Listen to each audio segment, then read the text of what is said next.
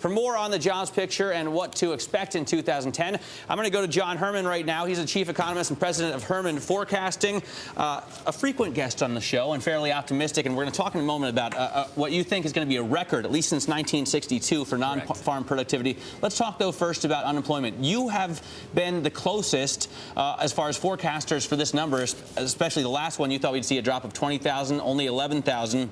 What do you see for unemployment going forward? Basically, our take remains very constructive. So we think when we get to the next jobs report, we look for payrolls to post a small gain. We look for payrolls to be increasing, stripping out the census workers. We look for payrolls to be growing by the time we get to May, June, and July, growing about 100,000 plus. So that's the next good point.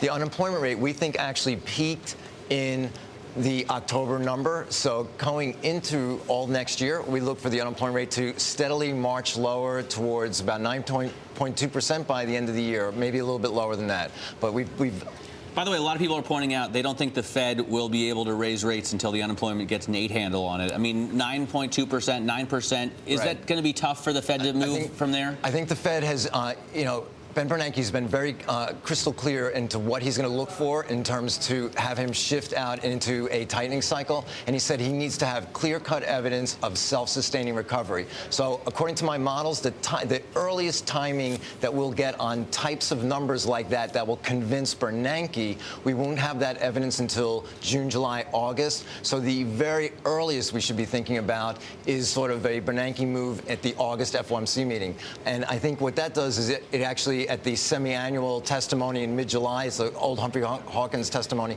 he can actually sort of outline his shift to a potentially tightening cycle. But he's going to let everything really develop, let all the momentum come in, really start getting good momentum, not just in the economy with spending and with exports and so on, but also get the momentum in terms of the job market, in terms of income growth, hours worked for workers. He's going to let all this stuff really develop momentum, and then I think he can shift gears. Are you concerned, though, about other measures the Fed has installed to add liquidity to the system? I mean, as it starts to pull those out, and February 1st is going to, as planned, it said in the last statement, do that. Is that a problem for the economy? Is that a headwind? I think I don't think so, because the timing is that the private sector is and the capital markets continue to heal, so that's a really good thing. The other thing is what it does. I think the Fed's going to be shifting from like a net buyer of treasuries to sort of a net seller of treasuries, so that it fits in with our view on yield curve.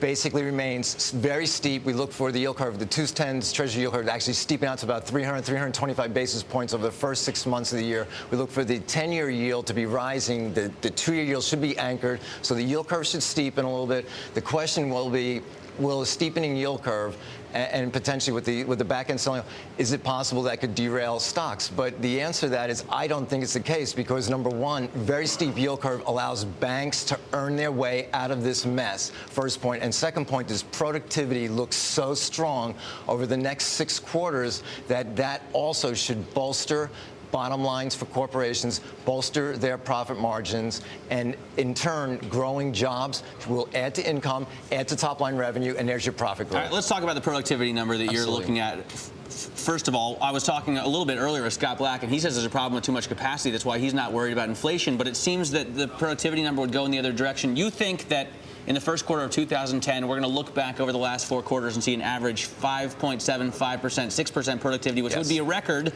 since the early 1960s. So basically, if we go back and we look at every, every recovery since the 1961 recession, we look at every one since that one, and that's the last. So including this recovery, that would be the last 7. This will be the strongest productivity growth coming out of the cycle over the last 7 recessions. That's really very impressive, number one. And then we get, for all of next year, we look for productivity to at least be 3% for the entire 2010, and that's 100 basis points over trend productivity. So again, and we're building into that assumption basically very decent job growth. We're building in hours. Does that lead us, though, towards inflation, John? I mean, does that lead us towards higher inflation by year? I think what it definitely does is it will definitely put a floor under inflation. And I think, the deflation risk that people have worried about all this year and so on, they'll prove really not to be that relevant. I think the thing is, we're not in the perfect, reinflation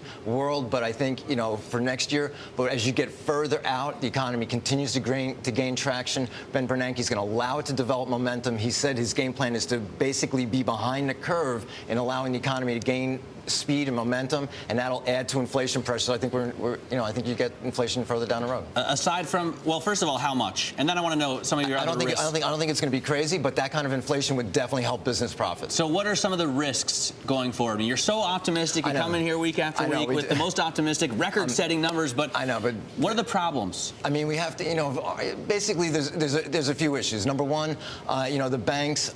We do have, there are bad loans in the system. There will be banks to fail. There's not a question about that. The FDIC. Citigroup holding $611 billion in assets. Exactly. FDIC is ramping up the hiring. They're expecting more than 133, failures next year, in addition to what we've had this year. So we will definitely get failures. The big 15, the big 20 banks in the U.S., which have well over 50% of the deposit base in the country, they're looking increasingly solid. So it's just basically the middle-sized banks, as they struggle, and they will struggle, but as they struggle, there are other banks, good, solid banks on the sidelines that will be gobbling them up. And for example, the Canadian banks, the top 5 Canadian banks, Tier 1 ratio is 13%. They could be gobbling up. They could be doubling in size in the next, 2 years. I love that you always temper your risks with a little bit of optimism. Even the problems look good. You can always see the silver lining. John Herrmann, thanks so much for joining us.